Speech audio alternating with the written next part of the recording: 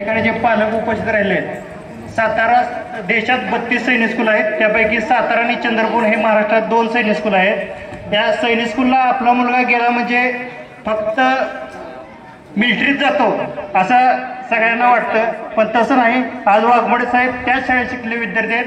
एनडीएत निवड होऊन MBBS doctor होऊन ते आज महाराष्ट्राचे मुख्य आयकर आयुक्त आहेत। म्हणजे हा एक गैरसमज या निमित्तानं तुमचा दौर होईल। तर वाघमोडे साहेबांना विनंती करतोय आपलं।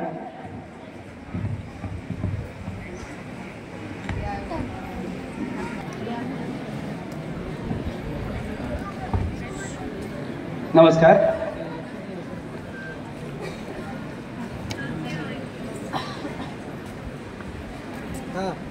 प्रसन्न फाउंडेशननी आयोजित केलेल्या दीपस्तंभ पुरस्कार वितरणासाठी मला म्हणजे आश्चर्याचा धक्का बसताय। दांडोरे सर आणि लिगाडे सर कुठे आहेत? म्हणजे त्यांनी मला सांगितलं होतं की रविवारी खूप लोक असतील। मला वाटलं होतं की असतील लोक, पण इतकं मला वाटलंच नव्हतं की हे पूर्ण हॉल भरेल आणि लोक उभे असतील। अतिशय अतिशय आभार आणि अभिनंदन तुमच्या सगळ्यांचं।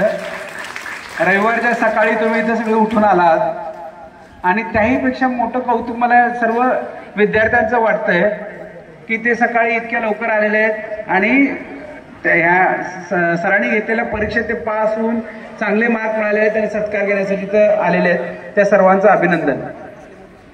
आताच ज्यांनी आपल्याला मार्गदर्शन केलं त्या सौ शीतलदेवी मोहिते पाटील, माझ्याबरोबर इथं उपस्थित असलेले मान्य श्री अनिल दत्तात्रय माने साहेब। माने साहेब हे आपल्या इथलेच आहेत, माळशिरस अकलूजचे, आणि पुणे विभागात ते उपसंचालक म्हणून काम करतात। श्री जगदीश ओवळजी प्रसिद्ध वक्ते, त्यांचं पुस्तकही मी आत्ताच पाहिलं, मला एक कॉपी द्या नंतर त्याची। आताच आपण पाहिलं की एक विद्यार्थिनी नीटमध्ये 626 मार्क मिळालेले आहेत आणि तिला MBBSला ॲडमिशन मिळालं। तर त्यांचं ज्यांनी पालकत्व घेतलं होतं ते माननीय कुणाल काळे साहेब, विद्यार्थी निकेतन अकॅडमीचे इंदापूरचे, त्यांची भेट आत्ताच झाली।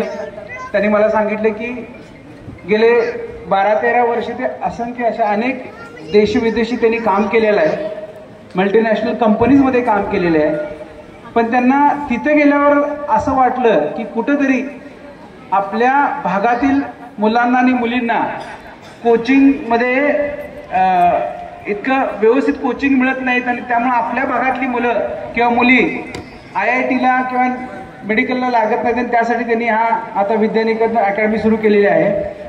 इथं स्टेजवर उपस्थित असलेले आमच्या मान तालुक्यात काम करत असलेले Balaji Jadhav sir, Google teacher म्हणून ते फेमस आहेत। लोकमतचाही त्यांना मागं पुरस्कार मिळालेला आहे आणि अतिशय नवीन पद्धतीने ते विद्यार्थ्यांना शिकवतात, त्यांची शिकवणी घेतात आणि बरेचसे डिजिटल माध्यम वापरून ते फक्त मान तालुक्यात किंवा भारतातच शिकवत नाही तर फॉरेनच्या विद्यार्थ्यांना सुद्धा ते शिकवतात, त्याबद्दल त्यांचं अभिनंदन।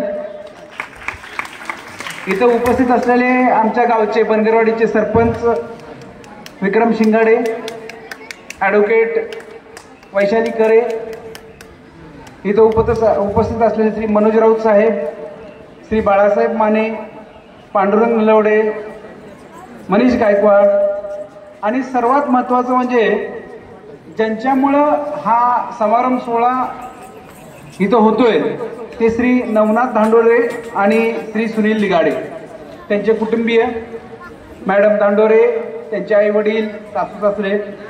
दांडोरे साहेब म्हणले की अधिकाऱ्यांना बोलवायला खूप त्रास होतोय आणि त्यामुळं त्यांच्यातलीच इथल्या भागातली लोक त्यांना इथं बसलेली पाहिजेत। दांडोरे साहेबांना मला सांगायचं आहे, मागच्या वेळी मला येता आलं नाही, पण यावेळी दांडोरे साहेबांची सासरवाडी आमच्या तालुक्यात आहे आणि जर सासरवाडीतून जर आदेश असेल तर मग यावंच लागेल ना मला इथं।